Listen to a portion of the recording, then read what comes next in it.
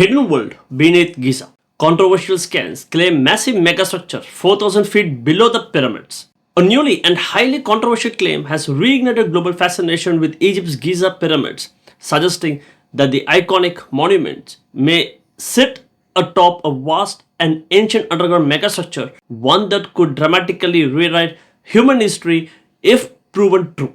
Now it's time to dig deeper and understand the full story through this AI podcast. Okay, so for this deep dive, I want you to just start by closing your eyes.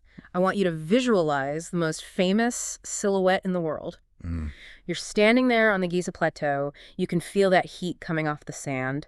And right there, towering over you, are these massive golden triangles just cutting into this incredibly blue sky. It's the definition of a monument, isn't it? I mean, it's designed to draw your eye up toward the heavens. Exactly. You marvel at the height, the engineering. It's all about the skyline. Right. But today, based on the source material we're looking at, we have to completely invert that. We're not looking up. We're looking down. Way down, not just a few feet into some hidden tomb.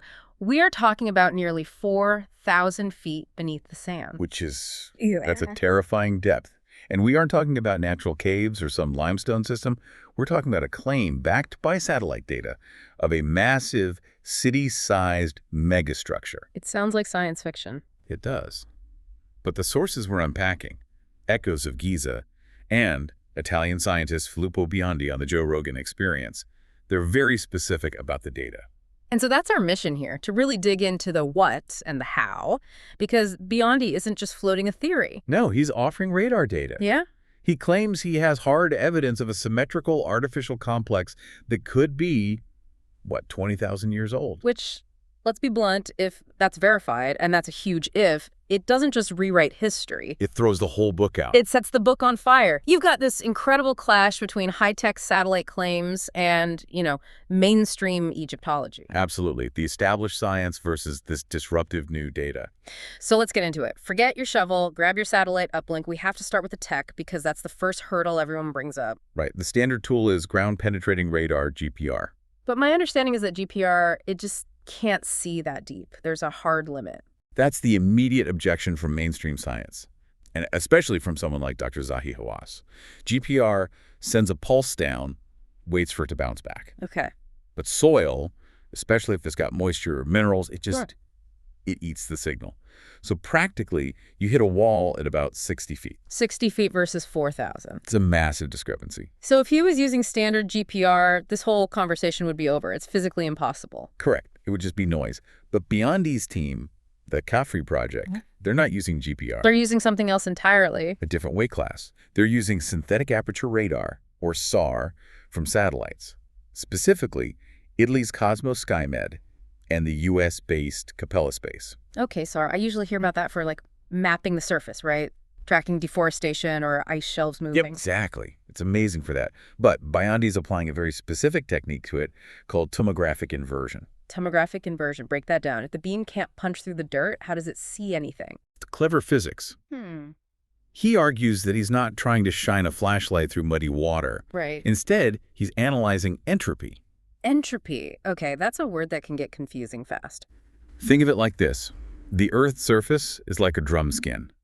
It's constantly vibrating, just a tiny bit from seismic activity, the moon's pull, even atmospheric pressure. So the ground is always sort of humming. It's shivering, exactly. Now, if you tap a drum that's solid wood underneath, it vibrates one way. Okay. But if that drum has a hollow chamber or big steel beam inside, it's going to vibrate differently. Ah, I see. So the satellite isn't looking through the rock, it's measuring the microscopic shiver on the surface, and the software calculates what kind of structure below would cause that specific pattern. Precisely. It's an indirect measurement, like a doctor's stethoscope. They're listening to the surface of your skin to figure out what's going on inside. That makes a lot of sense, but it also sounds incredibly complex. I mean, you'd have to filter out so much noise. Has this actually been tested? This is where the story gets really compelling, and it's something Rogan really pressed him on. Biondi did a blind test. On what? He used this exact same method to map the Gran Sasso Particle Physics Laboratory in Italy. And what's Gran Sasso, for those of us who don't visit physics labs? It's a huge facility buried deep inside a mountain. We're talking 4,600 feet of solid rock on top of it. to shield the experiments. So a similar depth to what he's claiming at Giza. Almost identical conditions. And his team scanned the mountain from space, analyzed the surface vibrations, and without looking at the blueprints, they reconstructed the lab's layout with near-perfect accuracy. Wow, okay.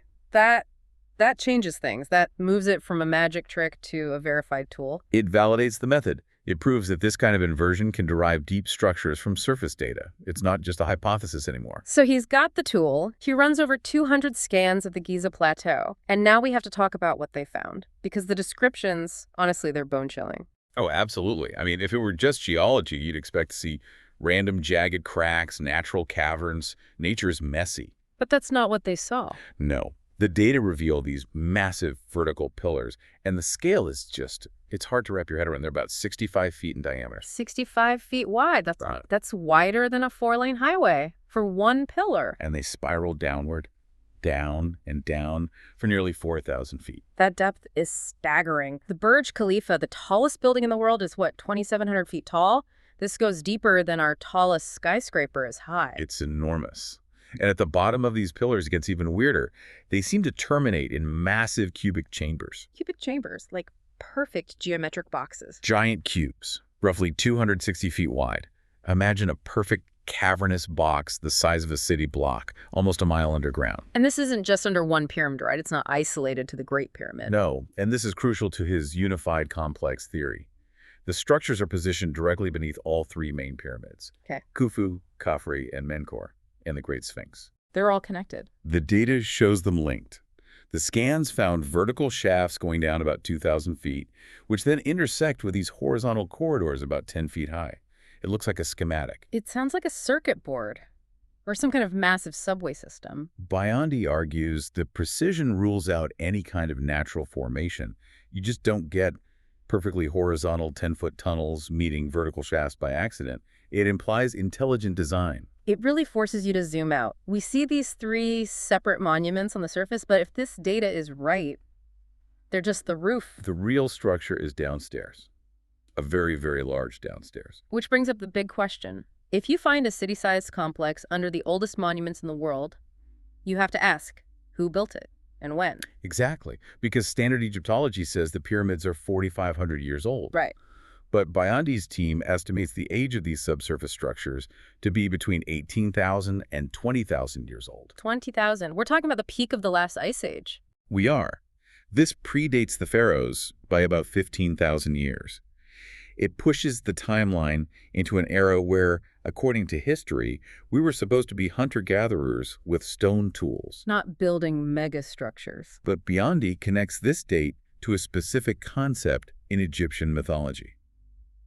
He doesn't just pull the number out of a hat. He references Zep-Tepi. He does. The first time. Yes. In their own texts, the ancient Egyptians talk about Zep-Tepi as this golden age when gods ruled the earth, a time of high civilization before some kind of collapse or flood. And historians usually treat that as just a myth, a story. Like the Garden of Eden, yeah. But Biondi is suggesting, what if it's a memory? A distorted historical record of a real advanced civilization that was there before. Okay, but does he have any physical evidence for that dating? I mean, besides the structure itself. He points to something very specific. Salt. Salt. Heavy salt residues found inside the Giza structures. Yeah. He argues this is evidence of an ancient seawater flood. He gazes in the middle of the desert. It is now. But geologically, at the end of the last ice age, around that 12,000, 10,000 BC mark, there were catastrophic sea level rises. Massive floods. So he's saying the salt is there because the ocean literally washed over the Giza plateau.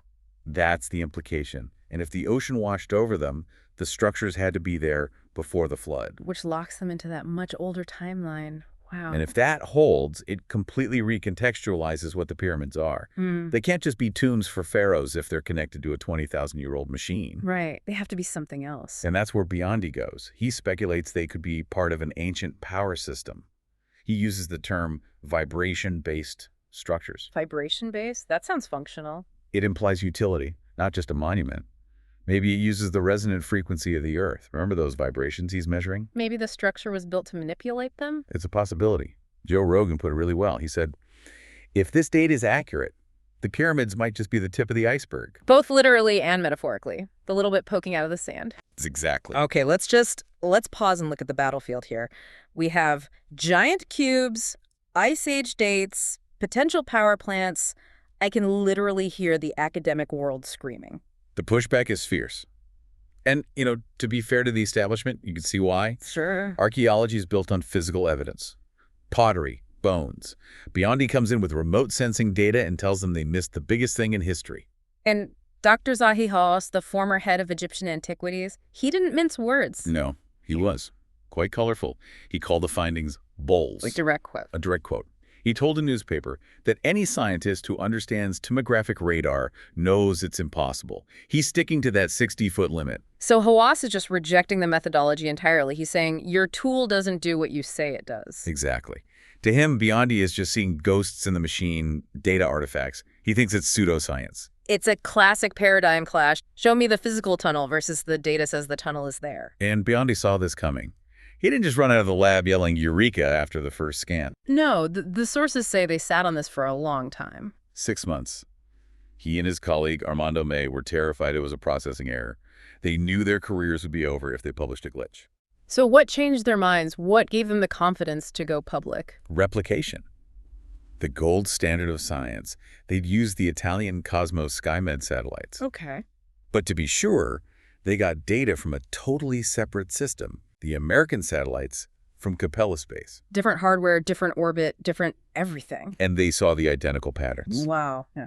So Biondi's argument is, look, if it's a glitch in the Italian system, why does the American system see the exact same pillars in the exact same spot? That's a very powerful defense. Glitches don't usually repeat across different platforms like that. And that's the standoff we're in now. Verified satellite data versus established archaeological doctrine that says there's nothing down there. But he's not asking for blind faith. He's asking for someone to just check his work. He says, I am happy if somebody can replicate these findings. But he also points out that right now, his team is the only one looking this deep. So, it's a stalemate. One side says impossible. The other says, here's the map. How do we break that tie? Well, Biondi is very clear on one thing. No digging. No digging. Why not? It's just practical. You can't excavate a 4,000-foot hole next to the Sphinx without risking the structural integrity of the entire plateau. It's too invasive, too dangerous. You could destroy the very thing you're trying to study. Right. So if we can't dig, how do you prove it? Exactly. We can't just leave it as a satellite image forever. He has a proposal, a $20 million project. Which, in the world of big science, is actually not that much money. It's pretty reasonable. The plan is to use drones. Yeah. Specialized robotic exploration. And where would they send them? Into the shafts that we already know exist. Inside the Great Pyramid and around the plateau, there are these tunnels, these shafts, that are blocked by stone doors or debris. And Biondi thinks they aren't dead ends. He thinks they're the connection points, the elevators to the basement.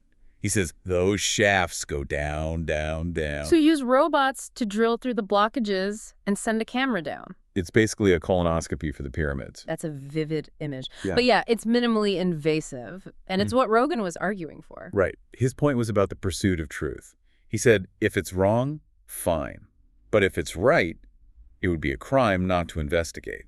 And that's really the heart of it, isn't it? We have the tech to look. Refusing to look because we already know what's there that's the opposite of science. It really is. Yeah. Science is supposed to be about testing the unknown, not just protecting what's already known. It feels like we're standing on the edge of this abyss of information, and we just need the courage to drop a drone down there. It's a perfect example of the tension between established science, which gives us stability, and new technology, which can disrupt everything. It is unsettling. If Biondi is right, the textbooks aren't just missing a page. They're missing the whole first chapter of human history. It makes you reconsider what humans are capable of. If someone, humans or not, built a geometrically perfect complex a mile underground during the Ice Age, what else could they do? What else have we forgotten?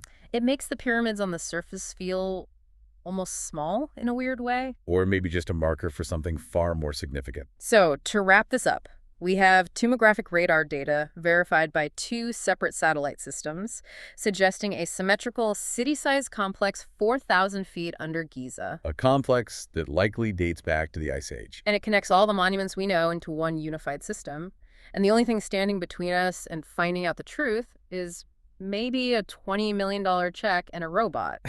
And a willingness to challenge the status quo. That's always the hardest part. I want to leave you with one final thought from these sources that really stuck with me. We have spent thousands of years staring up at the pyramids of Giza, thinking they were the main event. The ultimate achievement. But what if we've been looking at it wrong this whole time? How so? What if the pyramids aren't the monument? What if they're just the chimneys? The exhaust vents for something much, much larger below. Exactly. And if that's the chimney, you have to wonder what the furnace looks like. That is a thought that will keep you up at night. Thanks for diving in with us. We'll see you next time. Keep looking down. Okay, one question for you. Could hidden megastructures beneath the Giza pyramids prove an advanced lost civilization? And why hasn't Egypt allowed direct exploration yet? Don't forget to comment it. Thanks.